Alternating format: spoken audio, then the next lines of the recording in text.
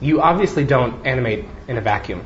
Right. I mean, in terms of like the company and everything, you have to keep everyone up to date. But in terms of your source material, where do you get your ideas? Where do you get your references? Well, I mean, the best reference that for me, with just natural movement and stuff like that, where I start, just fundamentally, it's just I just walk around, or I do the action, and I just like keep track of what my body's doing and how it feels.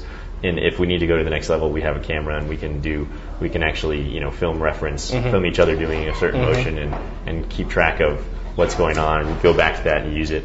But generally,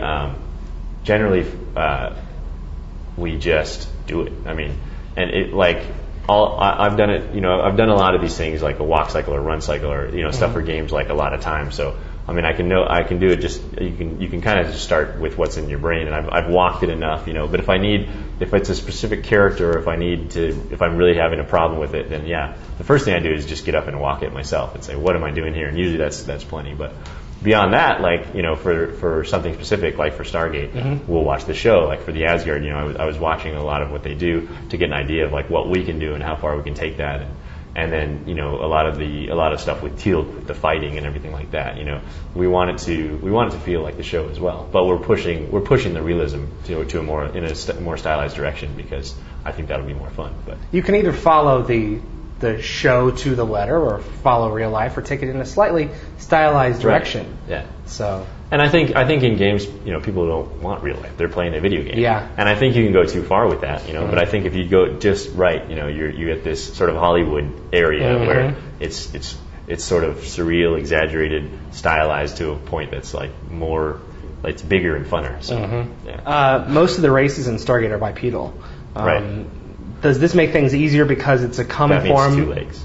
2 legs, yes. Walk, yes.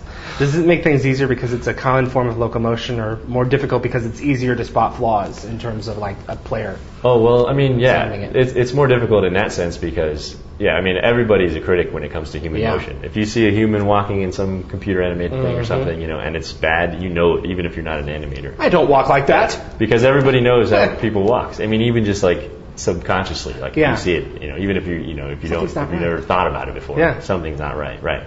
And so it's difficult in that respect. But like I said, because a lot of them are similar, we can transfer some of the base animations around and save time that way, and then tweak the sort of attitude and proportions.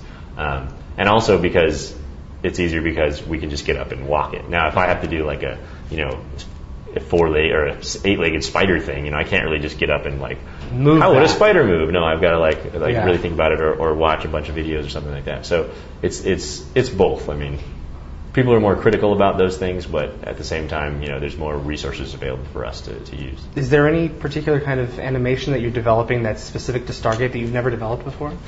Well, like I mean, the squiggly movements of a symbiote or something. There like will that? be. We're going to do a symbiote, which is exciting. We're supposed to do that pretty soon. And the Jaffa, with their pouches and everything.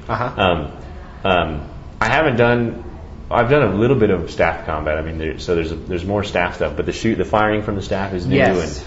And because a lot of the people are human. I mean, it is pretty standard. But when you get to the Asgard and stuff, I've never done anything like that. So that'll be really exciting. Well, that's really a level playing field. We've never even seen them fire a weapon. Right. So, and we've only seen one shot once in season 7. So. Yeah. It's I remember you contacting me a few weeks ago wanting to know where the switch on a staff weapon was. Right. I thought it was really great. That detail. I mean, people are going to notice those things, And I personally, I respect what it is, and I think, we're doing Stargate, so we need to do that kind of thing. So, and also, it's important to get it right, just in case other people at the company are going to see that later and say, oh, go back to it or whatever. But if we have time to figure that stuff out and we're at the point where we can put that in, then yeah, absolutely. Like I like to find that stuff out and make sure we're accurate in those accounts, because they do. It has a trigger. Right. Now, whether or not they're always consistent with that stuff in the show is a different story. Yeah, exactly. Well, it's like Chris Judge. He's always firing the staff weapon differently. Sometimes he'll hold it with 2 hands at his waist or over. Yes. Yeah. Or like in... or he'll tape 2 together and spin around and... This is true. Somehow firing them both. Yeah. And hitting people with them. And, they're probably in our game sometimes the handle will be in the wrong spot because of the blending or something like that. But, the point is we'll try. Yeah, exactly. So, it'd be pretty sick to be that minute about it. Like, they didn't get that right. staff weapons in this place. Push the trigger, yeah.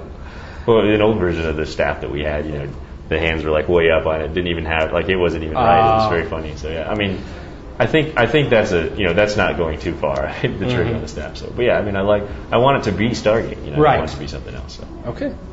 Are you pleased with the progress that your team has made so far? Oh, absolutely, yeah. And these guys, this is their first, real game job, and they are absolute pros already. It's awesome.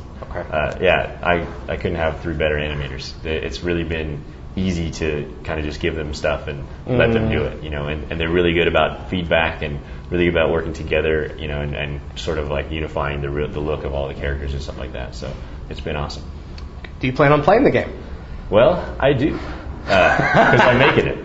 I'll need to play it a lot, just to test it, but to look at the animations. But no, I'm sick of it. I'm excited to play it. I want to see, there's so much going on, and there's so many people working on this and I have no idea a lot of times what other people are working on, what other departments are doing. And I go and I walk around just to see that, to get a glimpse of the art and some of the content, and I read some of the stories. But I'll never be able to get as much of it as if I played it. So I'm excited to play, because there'll be things in there, that I won't know. That I didn't know were in there, but that I know the people that made it, so that'll be exciting in that aspect. But I also don't play a lot of MMOs. I just never got into them. But I have played some, and I like what we're doing here. A lot of the things, how we're doing a lot of things differently, and I want to see if it, how it works, if I get more into it and stuff like that. So I'm interested in seeing, what we create, but I'm also just seeing if it's fun. So, and it looks like it's going to be so.